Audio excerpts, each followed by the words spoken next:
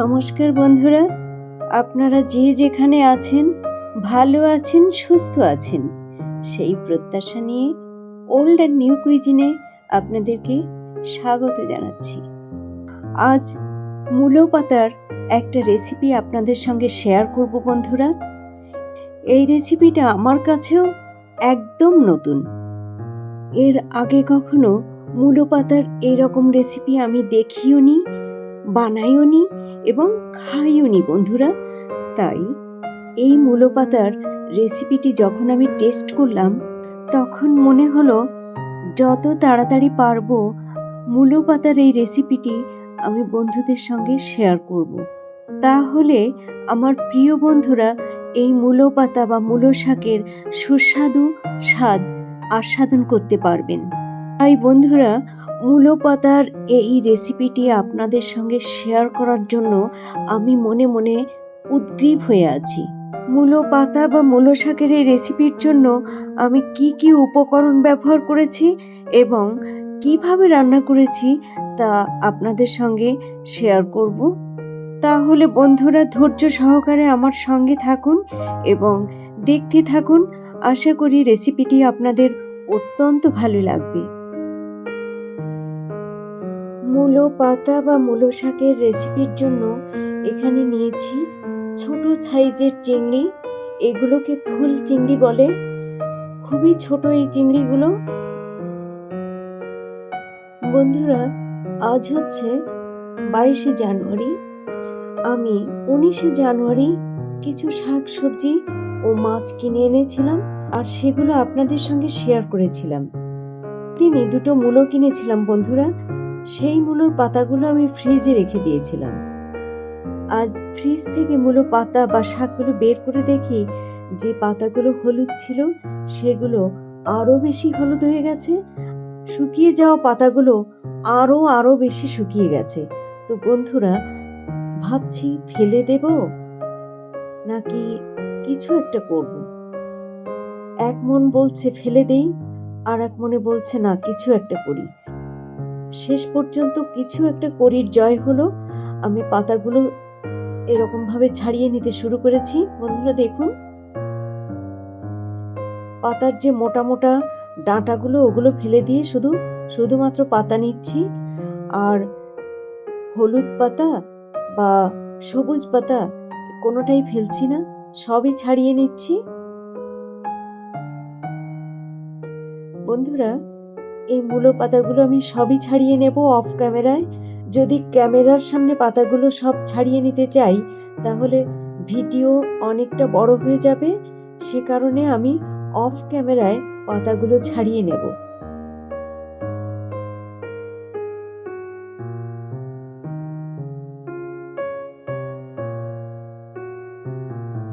মূলো পাতাগুলো ছাড়িয়ে নিয়েছি আর এই যে মোটা মোটা ডাঁটাগুলো এগুলো ফেলে দিচ্ছি বন্ধুরা। হলুদ পাতা বা শুকিয়ে নেতিয়ে যাওয়া পাতা সবই নিয়ে নিয়েছি। এখন এই পাতাগুলো বেশ কয়েকবার ভালোভাবে জলে ধুয়ে জল ঝরিয়ে নেব। মূলো পাতাগুলো ভালোভাবে ধুয়ে জল ঝরিয়ে নিয়েছি। এখন এই মূলো পাতা মিক্সচার গ্রাইন্ডারে দিয়ে একটা মিহি পেস্ট করে নেব। এক্ষেত্রে বলে রাখি, যেসব বন্ধুদের মিক্সচার গ্রাইন্ডার নেই তারা শিলপাটাতেও বেটে পেস্ট করে নিতে পারেন।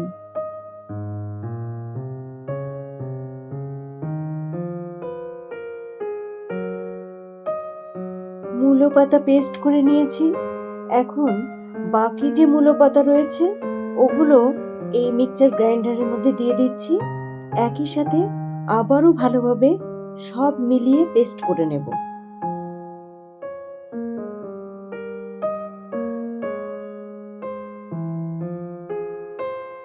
সব মূলো পাতা মিহি পেস্ট করে নেওয়া হয়েছে। দেখুন বন্ধুরা কতটা মিহি করে নিয়েছি।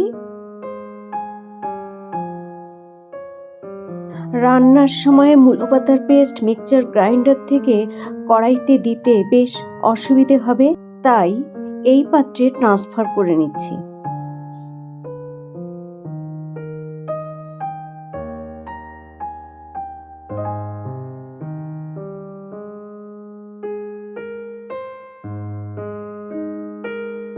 মূলো শাকের এই রেসিপির জন্য আর যে যে উপকরণ নিয়েছি সেগুলো এখন আপনাদের সঙ্গে শেয়ার করছি বন্ধুরা। মূলো পাতা বা মূলো শাক রান্নার জন্য এখানে নিয়েছি রসুন কুচি, চেরা কাঁচা লঙ্কা, পেঁয়াজ কুচি, আর ফোড়নের জন্য 2টো শুকনো লঙ্কা কাঁচি দিয়ে ছোট ছোট করে কেটে নিয়েছি রাঁধুনি। মূলো পাতা বা মূলো শাক রান্নার জন্য সব উপকরণ রেডি করে নিয়েছি। তাহলে চলুন বন্ধুরা এবার রান্না করি। চুলার মাঝারি আঁচে কড়াই গরম করে নিয়ে দিচ্ছি সর্ষের তেল। তেল গরম হয়ে গেছে, এখন দিয়ে দেব পেঁয়াজ কুচি। বন্ধুরা কড়াইতে পেঁয়াজ কুচি দিয়ে দিয়েছি, কিন্তু যখন পেঁয়াজ কুচি দিয়েছি তখন ক্যামেরা অন করতে ভুলে গিয়েছি বন্ধুরা, ক্ষমা সুন্দর দৃষ্টিতে দেখবেন বিষয়টি। পেঁয়াজ কুচি ভালোভাবে নেড়েচেড়ে দিয়ে এর মধ্যে দিচ্ছি কিছুটা পরিমাণ রসুন কুচি, আর কিছুটা রসুন কুচি রেখে দিচ্ছি পরবর্তীতে মূলো শাক বা মূলো পাতার মধ্যে ব্যবহার করব। পেঁয়াজ কুচি ও রসুন কুচি ভালোভাবে নেড়েচেড়ে দিচ্ছি।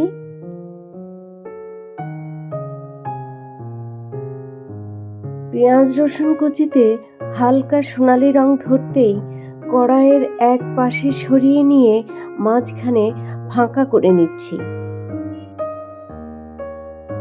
পেঁয়াজ রসুন কড়াইয়ের এক পাশে সরিয়ে নেওয়ার পর মাঝখানে দেখুন কতটা তেল জমা হয়েছে। এই তেলের মধ্যে এখন আমি ফুল চিংড়ি দিয়ে দিচ্ছি। ফুল চিংড়িতে সামান্য লবণ ও হলুদ গুঁড়ো দিয়ে ভালোভাবে নেড়ে চেড়ে ভেজে নেব। এই সময়ে চুলার আঁচ রেখেছি লোতে।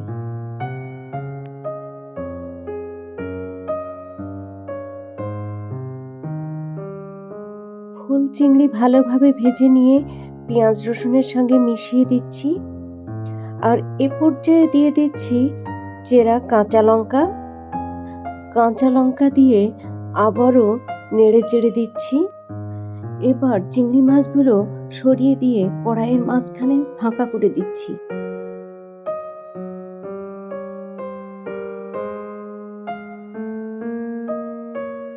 আবার কড়াইতে সর্ষের তেল দিচ্ছি। সর্ষের তেল গরম হয়ে গেছে, এই তেলে একটা শুকনো লঙ্কা ভেজে তুলে নেব।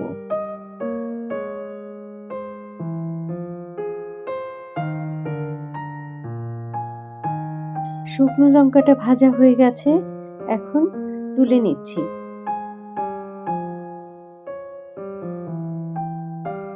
এই তেলের মধ্যে এখন রাঁধুনি ফোড়ন দিচ্ছি, আর ফোড়ন দিচ্ছি সেই কেটে রাখা শুকনো লঙ্কার কুচি।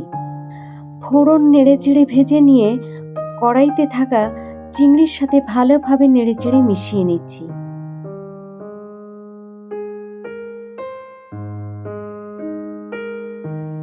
এবার কড়াইতে ভাজা চিংড়ির মধ্যে দিয়ে দিচ্ছি মূলো পাতার সেই পেস্ট। দিচ্ছি স্বাদ অনুসারে লবণ ও সামান্য হলুদ গুঁড়ো। এখন সব উপকরণ ভালোভাবে নেড়েচেড়ে মিশিয়ে দিচ্ছি।